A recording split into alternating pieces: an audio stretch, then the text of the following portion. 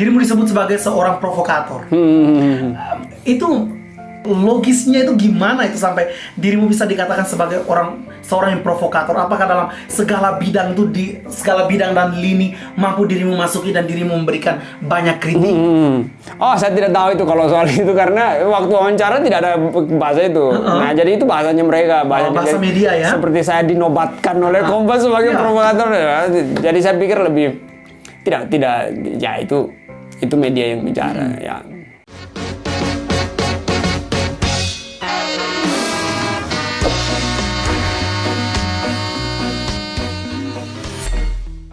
Oh, hello guys, hello everyone, welcome back to the Total Lari Podcast anak SCNTT. With me tentunya Dobe Baba, bukan biji sawo. Kesempatan kali ini luar biasa. Sebelumnya saya ingin mengucapkan selamat Natal dan Tahun Baru buat semua teman-teman yang baru saja merayakannya. Mohon maaf karena ada delay pada saat kami akan rilis video kami, tapi ya here I am, sekarang saya kembali dengan teman-teman saya. Dan malam hari luar biasa menjadi pembuka di tahun ini. Kami kehadiran tamu yang paling kami nantikan selama hampir setahun perjalanan dari Total Lari.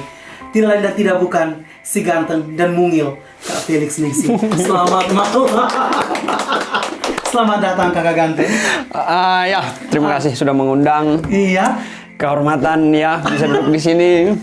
Kami juga sangat merasa terhormat dirimu bisa hadir dalam kami tidak bilang tenda sukacita, tapi dalam ruangan mungil ini. Oh ya, oke. Gimana kabarnya Kakak? Sehat. Adobe sehat. Sehat sekali ya.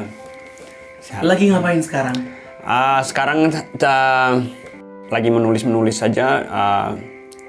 Terus persiapan ke Amerika bulan ini, jadi minggu depan. Buat apa di Amerika itu? Residensi penulis, jadi programnya itu namanya International Writing Program. Jadi tiap tahun itu ada Universitas Iowa itu yang mengundang, mereka menyeleksi. Jadi satu negara satu orang dan selang-seling. Jadi tidak setiap tahun. Jadi tahun ini saya terpilih dan saya harus ke sana. Luar biasa ya. Dan itu dari Atambua ya. Iya. Anda membuat kami semakin bangga dengan kehadiran Anda di sini. Kak Felix, dirimu merupakan salah satu tokoh yang paling dalam tanda kutip disegani dalam hal coret menyoret. Bukan graffiti, maksudnya dalam penulisanmu. Banyak sekali hal-hal yang dirimu tuangkan. Gimana perasaannya sebagai salah satu orang yang tulisannya selalu dinanti-nantikan oleh halayak ramai? Itu yang bikin gugup sebenarnya, Dope. Jadi sebenarnya dulu itu saya menulis dengan bebas, tapi seperti tadi benar sekali seperti Kak Dope bilang, tulisannya ditunggu-tunggu. Itu kadang membuat kita kalau mau tulis itu kita pikir lagi, wah ini saya tulis begini kira-kira seperti apa, terus ragu mau tulis terus. Tapi ya kita lanjut saja. Banyak sekali komentar di bagian bawah setiap kali postingan itu. Dan saya melihat hanya 0,7 atau 8% yang bakalan dirimu balas. Itu karena apa? Itu atau salahkanlah waktu, ataukah memang dirimu menyempatkan diri untuk membalas itu? Saya pikir bisa juga karena waktu, bisa juga. Jadi saya itu habis kalau buat postingan di Facebook, ini kita bicara kalau soal Facebook. Jadi saya habis buat status itu saya tidak cek lagi.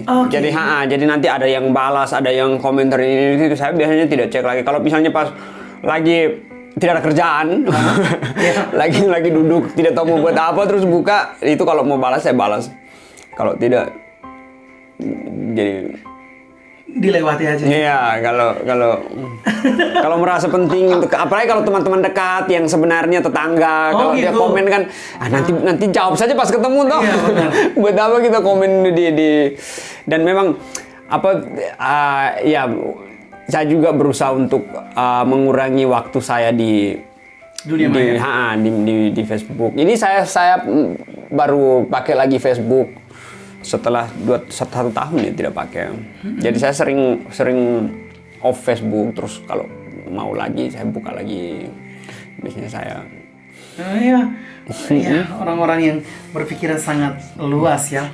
Terlahir sebagai seorang yang bernama Felix Candidus ya, Candidus Nesi, yang menamatkan pendidikannya di bangku seminari Lalian. Ya, orang tahu seminari itu berarti otaknya sangat encer dan bagus. Lalu mengambil fakultas psikologi ya. Apakah itu ada koherensinya sampai diri menjadi seorang pribadi Felix Nesi yang suka menulis itu akibat dari pada runutan perjalanan pendidikan dari seorang Felix Nesi? Bisa juga apa? Karena saya kuliah psikologi, saya jadi saya pikir saya jadi sedikit lebih gampang memahami orang, dan kalau dalam soal menulis itu lebih gampang bikin karakter. Jadi kalau di psikologi kita bisa belajar kalau misalnya orang yang sekarang itu kira-kira manusia masa lalunya seperti apa. Itu juga banyak kasus-kasus psikologi yang kita bisa, saya pikir menarik sekali untuk bikin jadi penokohan toh. Jadi kita kayak bisa tahu kalau ini anak ini sekarang dia mencuri, terus dia suka mencuri, terus kalau ditegur dia tidak merasa bersalah, kira-kira pola didiknya di rumah itu seperti apa. Jadi kalau kita kuliah psikologi itu kita kayak lihat orang itu, dulu mereka itu biasa bilang kita bicara dengan kau itu sama seperti kita bicara dengan kau punya keluarga besar. Jadi kita bisa tahu kira-kira di rumah dia bapak buat dia bagaimana, kira-kira di itu kita bisa bayang-bayang. Jadi kalau bisa saat bikin tokoh kita jadi tahu ini anak kalau dia sifat begini, dia bapak kira-kira seperti apa, didik dia di rumah, dia mama. Jadi saya pikir bukankah itu terlalu menjudge orang sebagai seorang psikolog langsung bilang itu kayak terlalu subjektif gitu atau? Memang psikologi sangat subjektif. Ya. Dan per kasus ya, jadi kayak tidak semua bisa kita langsung. Jadi kalau misalnya dalam ilmu kedokteran satu obat itu bisa untuk semua orang. Tapi kalau dalam psikologi tidak bisa. Kita perlu tahu dulu dia itu seperti apa. Jadi kita tidak bisa treatment. Tapi ya saya pikir membantu untuk saya menulis fiksi kayak tadi. Jadi saya bisa tahu, saya kayak bisa kira-kira lah. Nanti salah juga kan, yang penting bisa kira-kira dulu. Kayak gitu. Sangat begitu ya. Berarti ada hubungannya ya. Ya, banyak teman yang bilang tidak ada hubungan. Kuliah psikologi sekarang jadi penulis, tapi saya pikir psikologi bantu saya banyak. Iya. Sangat indah ya. Banyak sekali tulisan-tulisanmu yang dipost di Facebook itu dan menjadi trending topik, di-share sampai 600, 700, bahkan 1000 pernah saya lihat, lebih dari itu. Setelah di-share itu, responsibility, pertanggungjawaban dirimu terhadap apa yang sudah dirimu tuliskan di posting itu seperti apa? Apakah dirimu memberikan jalan keluar atau cukup saya posting saja? Biasanya tergantung kasus ya. Ada kasus yang menurut saya punya alternatif jalan keluar. Ada yang menurut saya kasus ini perlu didiskusikan. Nah, jadi itu kalau kasus-kasus yang seperti itu saya biasanya tidak kayak saya tidak punya kewajiban untuk membawa solusi, tapi nanti solusi kita bisa temukan di kolom-kolom komentar. Jadi kalau yang komentar sudah sampai 100, itu kan ada saja kan, ada yang komentar kadang ada yang melenceng, tapi ada yang pemikirannya bagus, dan itu kan saya pikir itu solusinya di situ nanti. Jadi kita sama-sama berpikir toh. Iya. Jadi ada 100 orang yang diskusi di kolom Facebook, kolom komentar, berarti mereka semua ada concern di masalah itu. Itu yang penting biasanya. Jadi bagi saya media sosial itu, karena kita di NTT rata-rata lebih banyak yang pakai Facebook daripada pakai Instagram, Twitter. Jadi saya pikir Facebook itu tempat diskusi yang bagus, tempat diskusi yang kita bisa arahkan orang untuk concern suatu topik, suatu masalah. Jadi saya sejak tahun berapa ya, sejak sudah lama itu saya berusaha untuk menggunakan Facebook untuk bicarakan masalah-masalah. Jadi tidak lagi bikin status yang kayak capek nih tidur dulu. Itu kan kalau gitu waktu SMA itu kan. Iya, betul. Aduh. Iya, hari ini lelah sekali. Jadi saya menghindari hal itu. Saya lebih menggunakan Facebook dan media sosial lain untuk membicarakan persoalan-persoalan, untuk ajak orang diskusi. Ya itu tadi saya tidak berkewajiban untuk bawa solusi. Tapi saya pikir saya kasih tunjuk masalah dan ayo kita diskusi. Gitu. Karena kita di sini masih banyak yang belum menganggap masalah itu masalah. Jadi dia pikir itu hal yang wajar. Dia pikir itu hal yang wajar, kayak pukuli anak SD dengan selang. Ya kayak pendidikan kebanyakan di sekolah swasta. Itu pukul dengan selang sampai kadang masih banyak yang berpikir itu normal, sudah kita jalani sudah sejak tahun berapa ya kayak begitu. Nah, saya pikir hal-hal seperti sejenis itu kita perlu diskusikan sama-sama. Mungkin saat kita omong ada yang untung-untung toh, ada dari kita teman Facebook 10 orang mulai dia mulai, oh iya betul juga, dia mulai komen. Ya, saya pikir itu tapi bukan kita di NTT atau skupnya lebih kecil, Atambua ya. Selalu banyak yang mengatakan di ujung rotan tuh ada emas. Ya, saya pikir itu peribahasa yang keliru ya. Di ujung jadi itu tadi kalau anjing juga kalau kita ajari dengan begitu, kalau kita tiap kali dia mendekat kita pukul, dia kan tidak mau dekat. Itu. Tapi itu kita latih pakai rotan. Nah, kalau kita dengan manusia juga kita pakai rotan, berarti kita tidak percaya bahwa manusia itu punya akal. Saya biasanya lebih percaya kalau rotan itu dia berbicara saat kita contoh omong lah ya toh. Jadi orang bodoh yang pukul. Kebanyakan yang pukul itu guru-guru bodoh yang pukul anak. Saya selalu berpikir yang pukul anak itu guru-guru bodoh yang tidak tahu cara jelaskan. Jadi dia jelaskan, dia susah tahu, dia pusing, dia pukul. Dia berharap anak mengerti. Padahal dia kan bisa jelaskan dengan cara lain, anak belum mengerti, dia kasih tahu cara lain. Atau anak nakal contohnya, dia kan harus punya trik, guru dia punya trik untuk bagaimana ini anak bisa dengar saya. Tapi karena dia sudah terlalu bodoh, dia tidak tahu lagi trik apa ya. Satu-satunya jalan pukul supaya anak patuh. Tapi kan kita pukul ini hanya buat anak takut kita. Takut kita. Saya punya pengalaman kalau dulu sejak SD kan banyak guru yang pukul. Iya. Tapi ada satu guru SD saya itu pindah dari Atauro. Tahun tim. Ya, dia datang tahun 98 dan dia tidak pernah pukul. Tetapi dia buat bagaimana caranya dia tidak. Nah, kadang-kadang kebanyakan ini kita sudah bicara tentang pendidikan. Enggak. Kita semua ini kita pendidikan ya. Oke, ini kita bicara tentang pendidikan karakter ya. Apa tadi? Guru ya. Mengajarnya. Guru dia berpikir bahwa satu-satunya cara untuk mendidik anak itu pukul. Nah, waktu itu saya sangat terkesan karena guru saya ini dia punya banyak cara untuk buat kami dengar dia, untuk buat kami tertarik, untuk buat kami anak kecil toh. Untuk buat anak kecil dengar dia tanpa harus pukul. Dan itu yang saya bilang orang-orang cerdas. Jadi mereka bisa ambil hati anak, mereka tahu kalau anak bosan harus diapakan, mereka tahu karena ya itu tadi anak-anak namanya juga anak-anak tuh. Dan guru itu sampai sekarang kayak kita kalau ingat dia itu gitu kayak wah itu guru yang sangat luar biasa, yang sangat hebat. Kebanyakan saya pikir kebanyakan guru yang pukul ini kalau kita ingat mereka kita maki tambah dong ada. Sakit hati tuh. Jadi saya agak tidak setuju dengan di ujung rotan. Itu saya tidak tahu ya, hanya binatang saja yang bisa. Yang kita pikir kalau kita pukul dia patuh.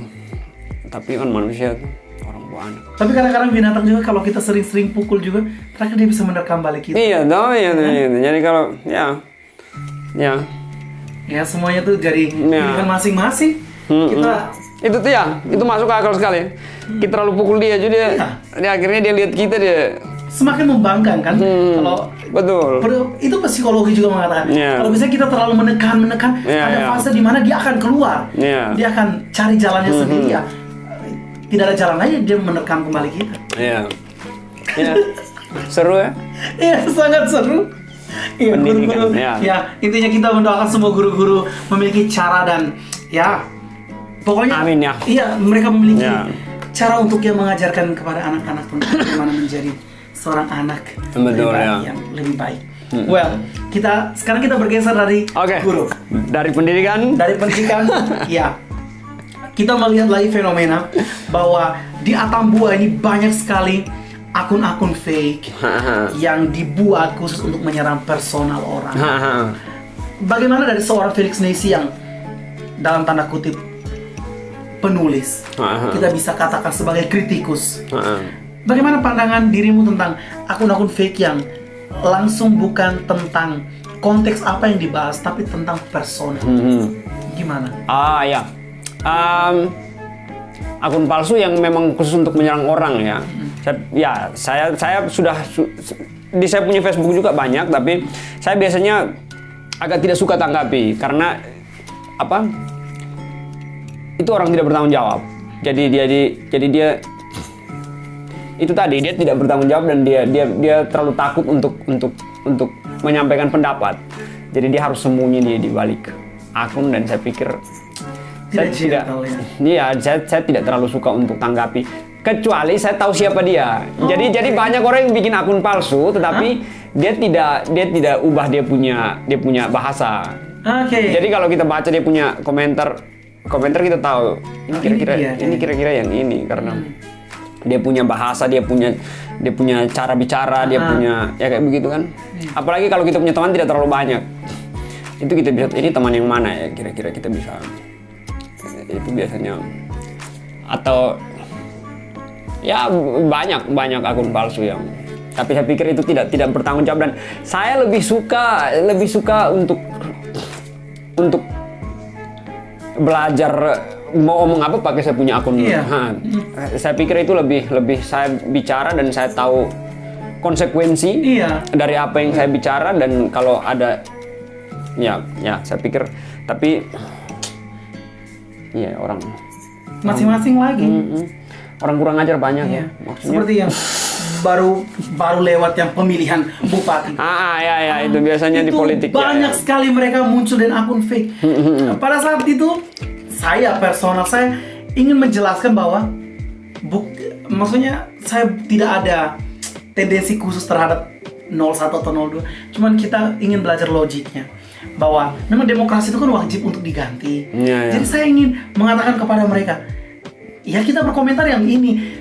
Terakhir, pada saat itu keindahan daripada kita bercengkrama dalam dunia maya juga. Terakhir kita menjadi teman. Mereka yang kemudian ya menjadi kritikus ke apa, kita menjadi teman. Kemudian kita tukaran WA, kita saling mengisi. Itu saya rasa baik juga. Akun fake ya. Akun fake. Ada bagusnya kalau kita pakai buat akun fake contohnya, tapi kita manfaatkan untuk yang lebih bagus. Yang lebih bagus, tapi apa ya bagusnya? Kritik pemerintah. Iya bisa, tapi saya pikir kalau mau kritik juga, kecuali misalnya nyawa kita terancam. Ya nyawa. Tapi saya pikir kalau masih di lingkungan Atambua saja, kalau kita harus sampai bikin pemburu bayaran ya. Baru sampai harus bikin akun palsu untuk baku maki kan, aduh. Di Facebook itu ya biasanya kalau bicara politik itu paling banyak. Paling banyak. Dan satu yang sekarang lagi viral adalah tentang kebijakan dari pemangku agama kita. Itu sesuatu yang lagi viral dan tengah diperbincangkan. Itu banyak sekali akun fake yang bertebaran, mereka mengkritik. Saya ingin memberitahukan bahwa kita tidak berbicara tentang personal, tentang gereja, tentang uskup. Itu berarti fungsi. Kita tidak berbicara tentang personal. Mereka mengkritik sampai pada ranah yang menyinggung. Menurut seorang Kak Felix Nesi, apa sebenarnya yang ingin mereka dapat dari rumor pembatalan atau penghapusan Helaketa itu? Maksudnya orang-orang yang menanggapi? Saya kurang tahu. Dan saya biasanya malas maksudnya. Kalau memang kita mau bicara saja pakai akun yang bicara saja atas nama kita. Seperti yang telah dirimu lakukan. Memposting tentang kebijakan yang sudah dikeluarkan. Betul. Itu gimana sebenarnya? Saya pikir kebijakan ini blunder dan tidak konsisten. Jadi uskup itu keluarkan 4 poin pelarangan yang poin-poinnya itu tidak kuat, saya pikir. Dasar-dasar pelarangan itu tidak kuat. Yang kayak poin pertama itu langsung menyebut sebagai superstisi. Nah, itu cara orang luar membaca masyarakat indigenes. Kalau kita tidak benar-benar memahami, itu cara bacanya seperti itu. Kayak saya pikir itu jalan pintas. Itu seperti pukul tadi. Jadi langsung sebut superstisi. Lalu jadi ada 4 poin kalau saya tidak salah, dan 4 poin itu sudah ada di surat edaran di surat edaran. Nah, terus dibuatkan diskusi. Ada warta Vlogomora, saya tidak salah ya, bikin diskusi dengan uskup. Nah, uskup malah tidak bahas 4 poin itu. Dia bahasnya ke Helketa itu dilakukan pada hari Minggu, orang datang banyak sekali. Jadi dia kayak tidak konsisten, dan tiba-tiba dia bilang mari kita sederhanakan karena sudah melenceng. Lah sebenarnya dia itu mau larang atau mau sederhanakan. Nah itu kan dia harus jadi kelihatannya bahwa dia tidak mengerti sama sekali tentang apa itu Helketa. Jadi dia menyebut Helketa itu ya superstisi, magic. Itu kayak menyebut Helketa itu sama dengan ilmu sihir kayak begitu. Jadi saya pikir ini dia tidak mengerti sama sekali maksud tujuan. Dia bahkan tidak mengerti. Dia mungkin, ya saya berpikir dia mungkin tidak mengerti tentang kepercayaan orang Atin Meto, orang Timor. Karena orang Timor itu tidak menyembah batu, tidak menyembah leluhur, tidak anggap leluhur itu Tuhan, tidak.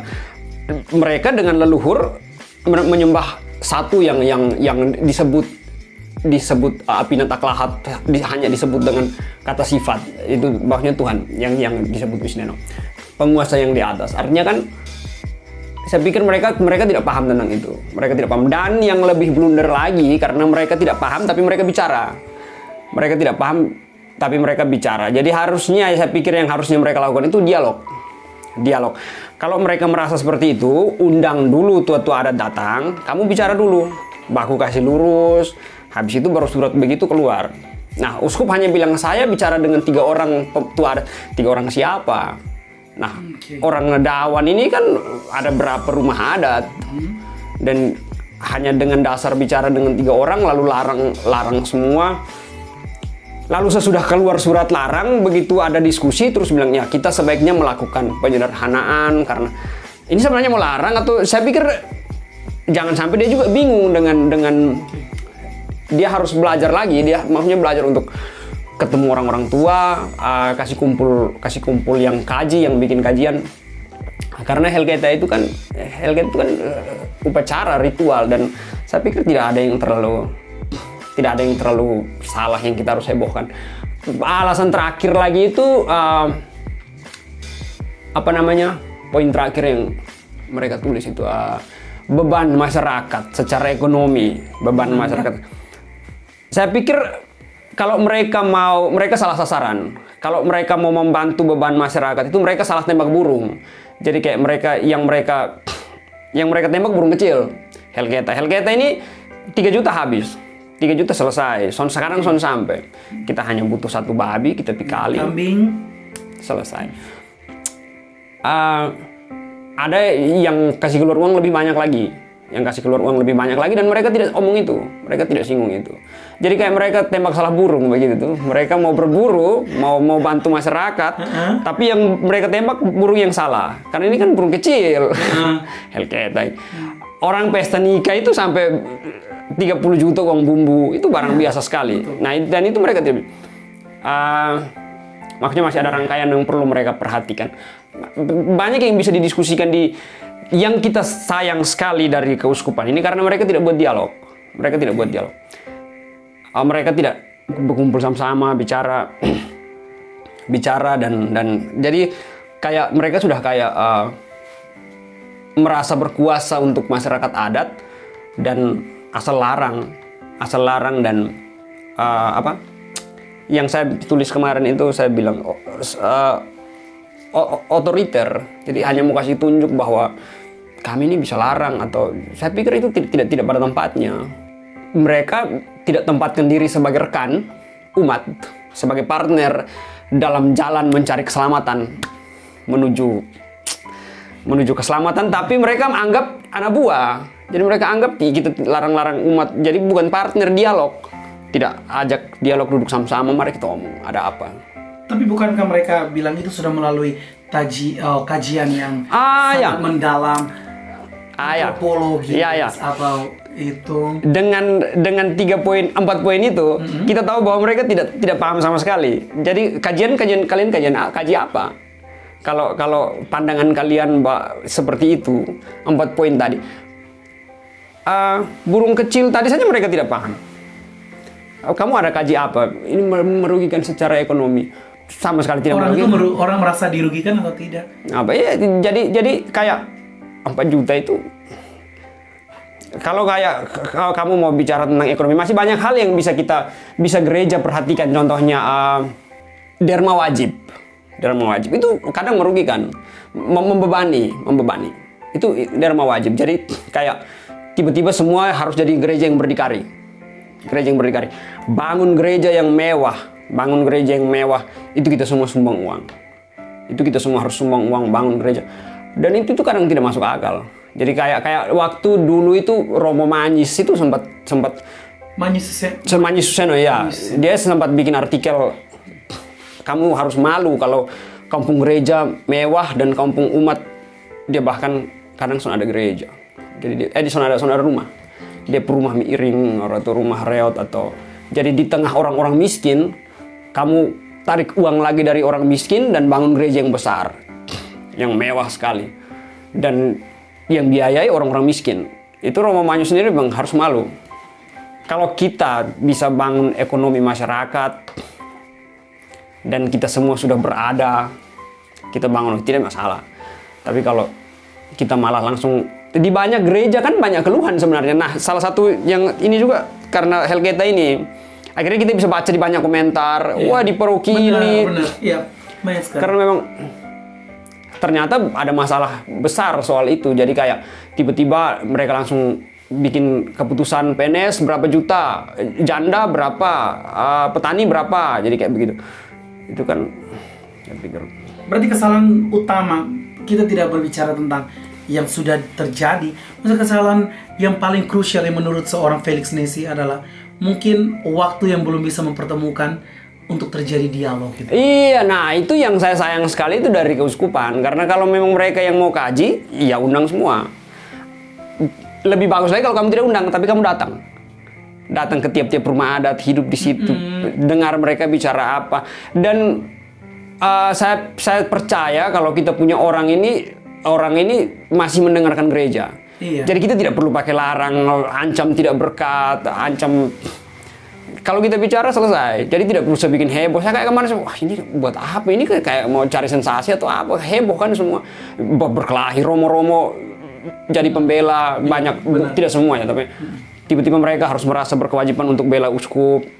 Mereka bikin, kita harus sederhanakan. Ya uskup ngomong larang, tiba-tiba kamu ngomong sederhanakan, kan sudah tidak nyambung toh. Jadi saya pikir sebenarnya ini sesuatu hal yang sebenarnya tidak perlu terjadi. Kalau dari awal itu kita atur baik-baik dengan bijak ya. Kalau memang sudah terlalu sibuk dan tidak bisa ke rumah-rumah adat ya undang, mereka pasti datang, kamu duduk omong baik-baik, terus keputusannya seperti apa. Jadi semua tidak merasa terhina. Saya banyak teman yang merasa tersinggung saat dibilang superstisi, magic. Jadi kayak seolah-olah mereka bilang kemarin saya dengan 2 teman lagi masuk keluar kampung untuk mau cek juga tentang Helgeta.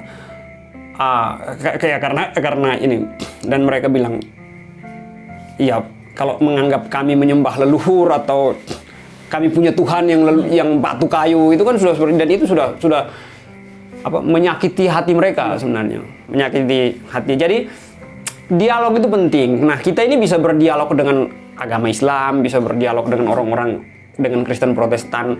Tapi kenapa di antara kita saja tidak bisa berdialog? Itu kan aneh. Ada juga kemarin kami ketemu satu bapak itu yang dia punya pemikiran itu keren lagi. Dia bilang dia curiga kalau Helketa itu adalah buah kehadiran gereja di Timor, di orang Dawan. Karena dia bilang orang adat itu tidak berdamai. Dia bilang kami orang adat ini kalau marah tidak berdamai. Kami kalau sumpah tidak ada yang bisa kasih putus kami sumpah. Kalau kami sumarah dan kami sumpah bilang. Jadi setiap kesalahan itu harus ada risiko. Iya. Lu omong salah lu bisa kena sambar petir, contohnya begitu. Jadi orang adat itu kasih maaf itu agak susah. Tetapi mereka mau kasih maaf dan mereka bikin Helketa untuk kasih maaf, saling baku kasih rekonsiliasi toh. Ketemu kembali permusuhan, ketemu kembali. Nah, jangan sampai itu karena ajaran gereja Katolik bahwa kita harus cinta kasih. Dia bilang seperti itu. Jangan sampai mereka karena dengar pastor bilang harus baku maaf. Nah, jadi mereka akhirnya ciptakan itu ritual. Kita ketemu di kali, kita buat ritual supaya kita berdamai kembali. Dia malah bilang begitu. Dia bilang kalau karena orang adat kalau marah ya dia marah. Dia tidak akan lu mau korek kemana juga. Jadi jangan sampai dia punya pikiran dia bilang jangan sampai. Tapi itu sebenarnya logik ya. Iya, dia bilang yang mengajarkan tentang cinta kasih itu gereja Katolik yang datang ajar cinta. Jadi jangan sampai sebenarnya itu karena buah dari mereka sudah dikasih tahu bahwa harus saling mencintai sesuai ajaran Kristus. Jadi mereka bilang, mari kita saling memaafkan supaya anak dong bisa menikah ya kayak gitu. Ya banyak hal yang perlu dibicarakan saya pikir dan saya pikir kemarin saya lihat mereka diskusi dan uskup sudah bilang mau buat dialog, tapi kalau memang uskup mau buat dialog saya rasa surat itu dia cabut dulu. Karena dialog itu kenapa namanya dialog? Kemungkinan Iya, kenapa namanya dialog? Dua arah. Lu bicara, saya dengar, lu bicara. Kalau saya sularang lu dan saya duduk kita dua omong dan saya surat larangan saya tidak cabut, itu bukan dialog lagi. Itu sudah. Itu sosialisasi. Tapi ya kita berharap satu panel kan karena saya sularang lu. Sekarang ayo kita dialog. Itu kan ini bukan dialog ini. Ini terjadi bisa jadi itu apa saya juga sudah tidak mengerti. Jadi kita berharap mudah-mudahan mudah-mudahan Bapak Uskup ya masa puasa lagi toh. Mudah-mudahan dengan kesempatan ini bisa ketemu mereka bisa supaya jangan ribut-ribut tuh. Saya tertarik sekali dengan yang tadi seorang bapak itu. Betul. Itu berarti para antropolog itu kemudian harus diteliti kembali, jangan sampai memang ada kemungkinan hal itu. Berarti itu baik keadaannya. Iya. Dia bilang dia bilang seperti itu. Dan saya juga pikir ya sebaiknya kalau memang ini biar mereka yang pergi dan bicara dengan Bapak Uskup. Kalau misalnya nanti bagaimana kita yang lain ini kan kalau seperti saya dalam masyarakat adat juga anggap saya ini umat toh. Saya kan bukan petinggi dalam kasta. Dalam kasta. Borjuis dan proletar. Jadi mereka tetap harus ketemu supaya semua baik-baik dan uskup juga saya pikir dia harus belajar untuk rendah hati di hadapan umat. Jadi saya pikir uskup itu tadi harus belajar sedikit lebih rendah hati, tidak buat seperti otoriter. Saya lihat itu isi surat itu sangat kalau isi suratnya isi suratnya betul, keputusannya kita bicara tentang keputusan. Nah, keputusan kan pasti banyak juga masukan dari orang-orang lain. Jadi ini basically bukan otomatis 100% kita menyalahkan seorang uskup sama sekali. Dia perlu itu tadi. Mereka perlu bicarakan lagi apapun yang terjadi supaya tidak heboh. Well, kita kembali berbicara tentang hal-hal yang sudah diutarakan. Dalam Kompas dirimu disebut sebagai seorang provokator. Itu logisnya itu gimana itu sampai dirimu bisa dikatakan sebagai seorang yang provokator? Apakah dalam segala bidang itu di segala bidang dan lini mampu dirimu masuki dan dirimu memberikan banyak kritik? Oh, saya tidak tahu itu kalau soal itu karena waktu wawancara tidak ada bahasa itu. Nah, jadi itu bahasanya mereka, bahasa media ya. Seperti saya dinobatkan oleh Kompas sebagai provokator. Jadi saya pikir lebih tidak ya itu media yang bicara ya. Sampai pada saat ada beberapa tanggapan bahwa setiap kali orang atau di NTT Tambua yang mulai mengkritisi tentang satu kebijakan atau itu disebut dengan Felixisme. Isme. Oh begitu ya. Aliran kiri. Bagaimana pandangan seorang yang empunya daripada Felixisme itu gimana itu? Bagus lah. karena selain ya, Marxisme, komunisme, ada juga Felixisme. Karena kita ini kan terlalu jauh dari pusat, ya end the day, ya kita terlalu jauh dari pusat dan kadang kita ini jadi sasaran objek itu yang. Nah ini yang saya juga perhatikan surat dari uskup tadi, kalau kita masih ada hubungannya sedikit, kita ini sudah jadi kayak sasaran kebijakan. Jadi tidak ada ruang bagi kita untuk berdialog dan membuat aturan. Tapi kita ini hanya selalu jadi sasaran. Mereka buat aturan, mereka datang hantam kita buat aturan. Jadi saya pikir perlu lebih banyak anak muda yang berani untuk bicara kalau dibegitukan. Berani melawan, karena kalau diam saja ya sampai kapan? Karena dia hantam kita dengan larangan, ancam kita dengan lu tidak ikut, lu akan ini, lu tidak ikut, lu akan. Jadi kita tidak sempat dialog, kita tidak sempat juga dalam dunia politik contohnya. Akhirnya tidak banyak yang bicara karena lu mau bicara hanya sedikit yang kritis, karena kita mau bicara kayak apalagi kita PNS tidak mungkin bicara. PNS pu anak, dia merasa perlu mengkritik, tapi nanti dia mama dong kasih pindah kayak begitu. Kalau saya sendiri biasanya banyak sekali yang karena orang tua saya PNS dan mereka baru saja pensiun, tapi dari dulu kan selalu dibilang kayak begitu, dan saya rasa aneh sekali kalau ya hal-hal seperti itu terjadi. Jadi kalau kita bicara dan nanti kita diapakan, nanti ditekan dengan berbagai diancam. Rezim. Iya sudah kayak Soeharto. Sudah baru. Iya. Iya. Apa harus selalu dipikirkan matang-matang. Iya. Tapi memang kita juga namanya dalam berkomentar juga harus memikirkan kemungkinan yang lain juga ya. Tidak itu kan namanya manusiawi juga, kita juga ada ketakutan bahwa takut menyinggung. Kalau dari ke Felix sendiri, setiap kali mengkritik itu apakah ada ketakutan dalam dirimu ataukah memang mengalir saja gitu? Iya. Saya tidak takut, cuman bahasa-bahasa itu diperhatikan. Jadi karena dengan adanya UIT juga contohnya, itu juga banyak pemikir yang tidak suka karena itu pasal karet ya, itu pasal maksudnya dia tidak pasti. Dan itu yang bisa orang gunakan untuk, hanya kita harus lihat kan kalau kira-kira kalimat begini ada potensi pidana tidak? Jadi saya pikir banyak yang perlu kita perhatikan. Tapi tidak masalah juga sih, saya kadang-kadang kalau mau selama kita benar kan, selama kita hanya memang harus kayak tidak perlu sampai maki-maki orang punya pribadi doang, tidak perlu sampai, tapi kita tetap bicara supaya kita fokus ke isu.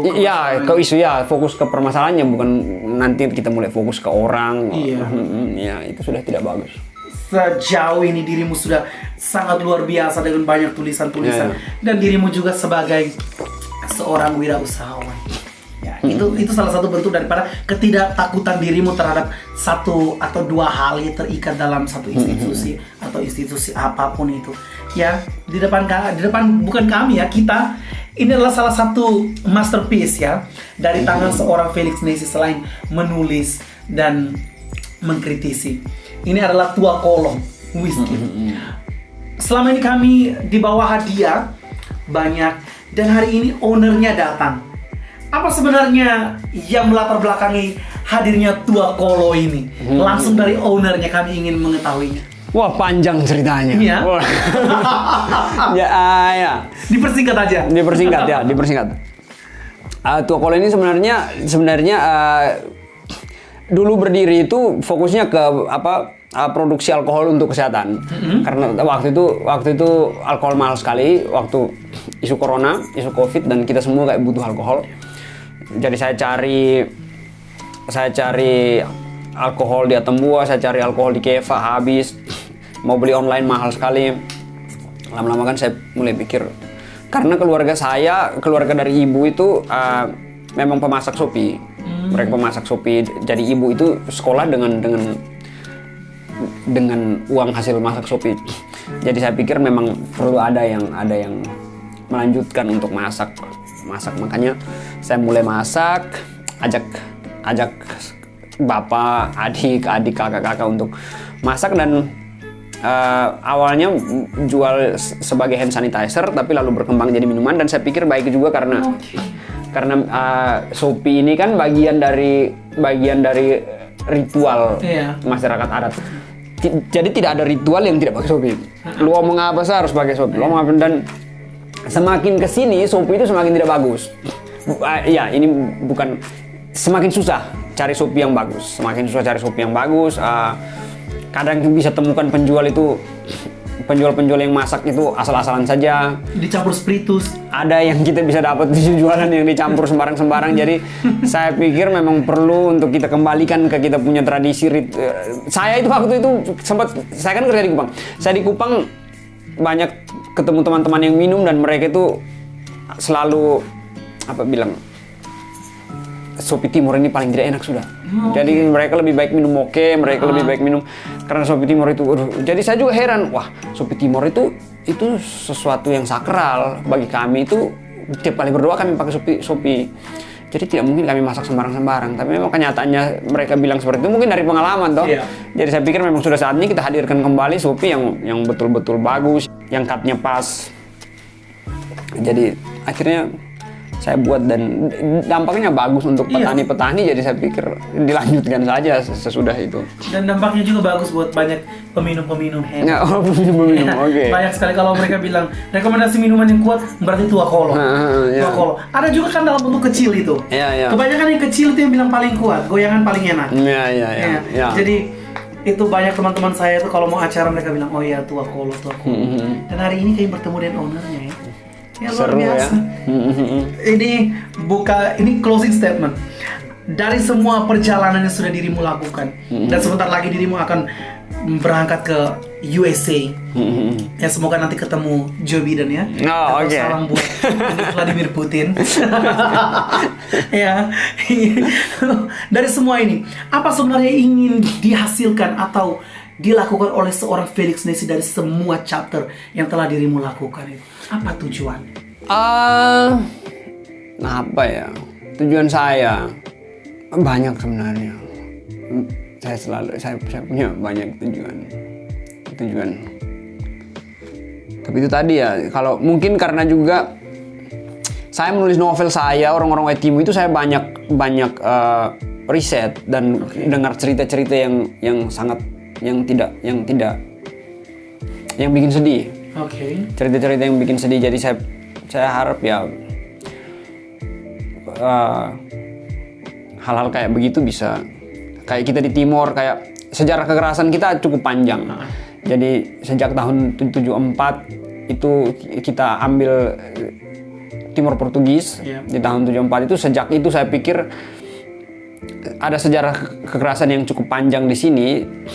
Jadi dan berimbasnya itu ke sini, ke bagian sini. Jadi anak-anak yang kalau generasi saya pikir tahun 90-an itu SD contohnya begitu, itu ingatan tentang kekerasan itu banyak sekali. Tentara lah begini, tiba-tiba bilang orang sudah perang di sini, tiba-tiba jadi pengungsi harus masuk, dan banyak kesedihan yang kita lihat. Jadi saya pikir kita ini punya warisan luka yang mirip-mirip anak-anak sini. Anak-anak Tambua, anak-anak Keva itu warisan trauma. Saya pikir itu kan nanti akhirnya terbawa ke hal kecil, kayak kita pukul murid tadi yang kita bicara. Terus terbawa lagi dengan adanya Orde Baru juga, akhirnya kan bawaan kita itu ke pemerintahan yang otoriter.